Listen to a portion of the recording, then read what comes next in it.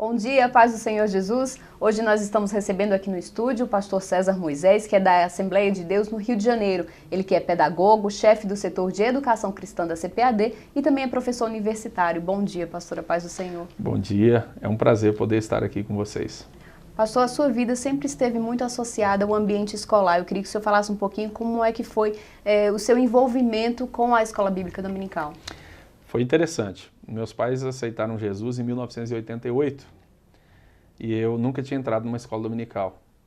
E eu fazia catecismo com meu pai, possuía uma Bíblia enorme, naquelas Bíblias Ave Maria. E eu fui numa escola dominical, cheguei ali, me assentei na classe chamada Filadélfia, na Igreja Presbiteriana Renovada de Goiuerê, noroeste do Paraná.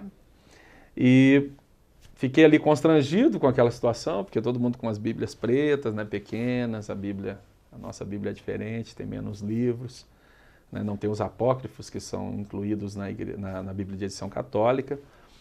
E aí, de repente, o irmão José Fabrício, ele é vivo, esse irmão tem mais de 80 anos hoje, ele estava assim, ele me olhou e falou, esse menino que está nos visitando pode fazer uma leitura de um versículo. E eu rapidamente achei o versículo, fiz a leitura naquela versão um pouco diferente, e aquilo me ganhou. Eu não aceitei Jesus aos 10 anos, aceitei aos 14, mas eu comecei pela escola dominical, então por isso que a educação é algo muito forte mesmo na minha vida, porque eu sempre vou ser apaixonado mesmo pela educação cristã. E o senhor também já lançou alguns livros, né? Autor de alguns livros pela CPAD. Nos fala um pouquinho como é que é esse processo de criação. É interessante. O primeiro livro que eu escrevi, de publicação independente, ele tratava da história da igreja lá no Paraná, onde eu congreguei, a história da formação da nossa Assembleia de Deus lá em Goiuerê. E o segundo foi o marketing para a escola dominical, como atrair, conquistar e manter alunos na escola dominical. Esse livro já tem 11 impressões, ganhou o Prêmio Arete de melhor livro de educação cristã do ano de 2007, foi meu livro de estreia, tem 320 páginas, enquanto outros livros da editora são colocados em promoção, abaixo o preço, o meu não, abaixou, subiu. Eu acho que é muito bom, é muito incrível poder produzir para uma área tão crescente que é a área da educação cristã. Mas esse livro ele teve uma produção interessante. Ele foi produzido numa época que eu estava desempregado, não tinha computador, eu escrevi todo à mão, tive que pagar para as pessoas digitarem. Mandei para a CPAD, demorou 4 anos para eu ter uma resposta de publicação. E hoje ele é muito conhecido. Muito conhecido, muito lido, as pessoas leem bastante, mas não imaginam a história do livro. Né? É muito bom. O Marketing é um livro que ele tem me proporcionado muitas alegrias, tem aberto muitas portas e tem ajudado muitas pessoas a revolucionarem as suas escolas dominicais pelo país. Porque conta muito da minha experiência na liderança de 3 escolas dominicais, uma no interior, 2 no interior e uma na capital, do estado do Paraná. E também, de certa forma, reúne a minha experiência como aluno, como observador, como palestrante, enfim. Ali tem uma síntese de praticamente tudo. Eu devo, permitindo Deus, estar lançando um outro livro no Congresso Escola Dominical em São Paulo, no 8º Congresso, uma pedagogia para a educação cristã, mas aí é uma parte mais de fundamentos, né, teóricos para as pessoas poderem trabalhar com a ciência da educação na escola dominical. Mas o marketing é o livro aí realmente que chama atenção quando chega. Outro livro também que o senhor escreveu foi um romance juvenil. Queria que o senhor falasse um pouquinho como pai de adolescente, escrever um livro assim para esse perfil. Como é que foi escrever?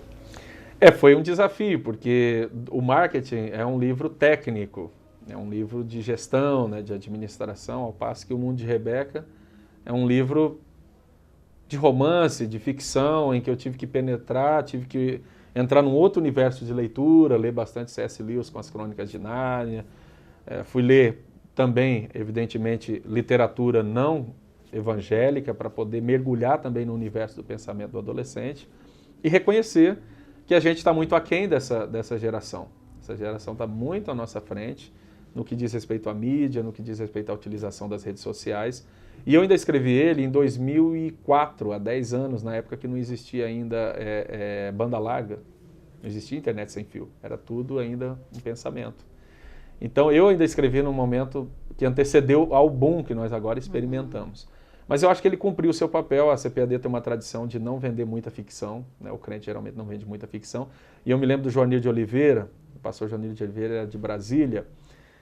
Na verdade, ele é mineiro, mas ele morava em Brasília e ele foi idealizador de algumas coisas muito interessantes na CPAD, entre elas a criação da revista Seara, que foi extinta, mas que perdurou por mais de 40 anos. Um grande literato, um homem citado por Carlos Drummond de Andrade. Ele dizia o seguinte uma vez, que o cristão, o evangélico, ele sofre para escrever, por exemplo, um romance, uma ficção, porque o bandido do evangélico, ele é educado. Ele não fala palavrão, porque se ele disser um palavrão no livro, o livro não vai ser lido, não vai ser aprovado, as pessoas não vão entender. Quer dizer, o bandido não corresponde ao bandido da realidade. Então, eu tive que escrever uma ficção que não pudesse usar muita gíria, não pudesse... Então, eu tentei encontrar um meio termo, eu acho que eu fui relativamente feliz na tarefa, porque tem tradição de não vender, está com 7 ou 8 impressões, se não me engano.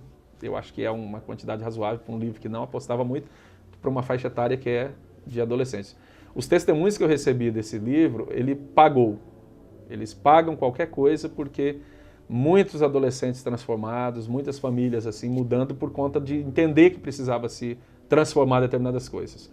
Então, porque ele é revolucionário pelo subtítulo dele. Como Deus usou a internet para transformar um adolescente em sua igreja. Quer dizer, Deus usou a internet, que seria uma coisa a priori até mesmo condenada, para transformar um adolescente e essa adolescente, por sua vez, uma igreja inteira.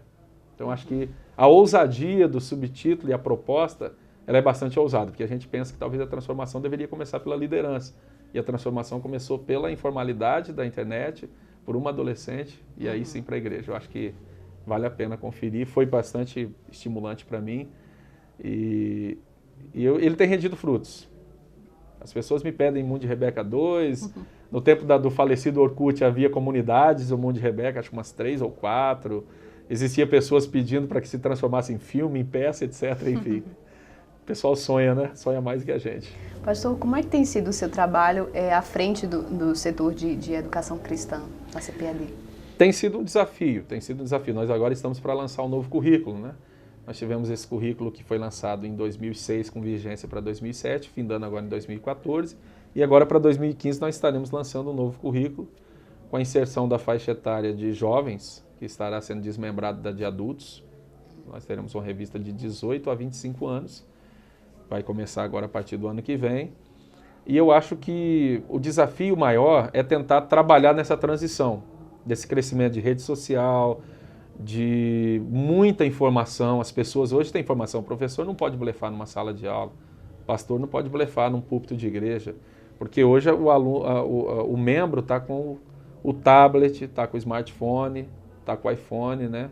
Está com o iPad na igreja, então ele digita no Google ali no momento a palavra-chave e já baixa várias coisas, a ver se ele falou uma definição errada, o que ele fez. Então, nós vivemos um período que não é tanta a informação que está sendo interessante, mas a utilização dessa informação. Qual é o valor prático dela? Qual é a finalidade que ela tem dentro do mundo social que o adolescente, que o jovem, que o adulto, que as crianças vivem? Então, eu cheguei nessa transição. De certa forma, nós somos do século passado, né? Nós estamos aí iniciando um novo século, um novo milênio, e estamos vivendo na encruzilhada da história, que é muito importante. Os efeitos de todas essas transformações só serão sentidos mesmo daqui, talvez, de repente, a 2 décadas. Só que a educação, ela se define agora.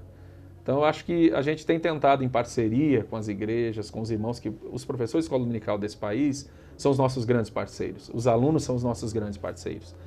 É para eles que a gente faz esse trabalho, né? A CPAD desenvolve esse trabalho para eles. Só que, às vezes, nós somos amarrados em algumas coisas, em algumas posturas um pouco conservadoras, que nos restringe o nosso crescimento maior, a nossa possibilidade de transformar mais pessoas. Eu acredito que com bastante cuidado, com bastante carinho e equilíbrio, a gente vai conseguir fazer essas transformações. Mas tem sido um grande desafio estar à frente desse setor da igreja. Pastor Moisés, para terminar, a finalizar essa entrevista, eu queria que o senhor desse alguns conselhos para a liderança da nossa igreja com relação a como aprimorar a educação cristã dentro da igreja. Em primeiro lugar, priorizar isso. Isso tem que ser prioridade do ministério. O ministério tem que encarar como prioridade essa questão do ensino. E para que a gente não incorra naquilo que o Estado incorre, né? O Estado não valoriza a educação e não valoriza a educação porque sabe que se tiver cidadãos críticos, o próprio Estado será cobrado daquilo que ele não proporciona para o cidadão. Então, na verdade, o não investimento do Estado na educação é justamente para que se permaneça a estrutura injusta do Estado na sua operacionalidade. A igreja não pode cair nessa esparrela. A igreja não pode cair nessa de não querer que os seus membros sejam conscientes, sejam pessoas cultas e críticas no bom sentido da palavra. A palavra crítica ela é bastante pejorativa por nós, porque geralmente a gente confunde crítico com alguém que fala mal dos outros. Isso não é ser crítico, isso é ser fofoqueiro. O crítico é alguém que conhece as coisas e conhece a tal ponto que ele faz a denúncia e faz o anúncio. Ó, isso aqui está errado, mas desse jeito estaria certo. Então eu acho que se as pessoas forem, se a liderança se conscientizar de que uma igreja assim é melhor até para elas mesmas liderarem, sem dúvida alguma nós vamos ter transformações. E isso passa pelo investimento. Por exemplo, a igreja aqui fez um investimento. Realizar esse congresso de escola dominical para trabalhar o aperfeiçoamento dos professores, que na sua grande maioria são pessoas de não formação técnica na área da educação. São voluntárias, mas elas precisam desse auxílio, que elas prestam esse trabalho de educação. Então, acho que esse aprimoramento ele acontece, ele passa pela escola dominical, passa pelos cursos de teologia mantidos pela igreja, culminando, evidentemente, na educação geral. Então, acho que a igreja tem que priorizar isso. O cristianismo se caracterizou pela educação desde o início, desde a sua fundação, e eu acho que não é agora que ele deve esmorecer e abrir mão desse relevante papel, dessa característica do cristianismo. Eu acho que deve se reforçar para que nós possamos ter crentes conscientes e atuantes na sociedade.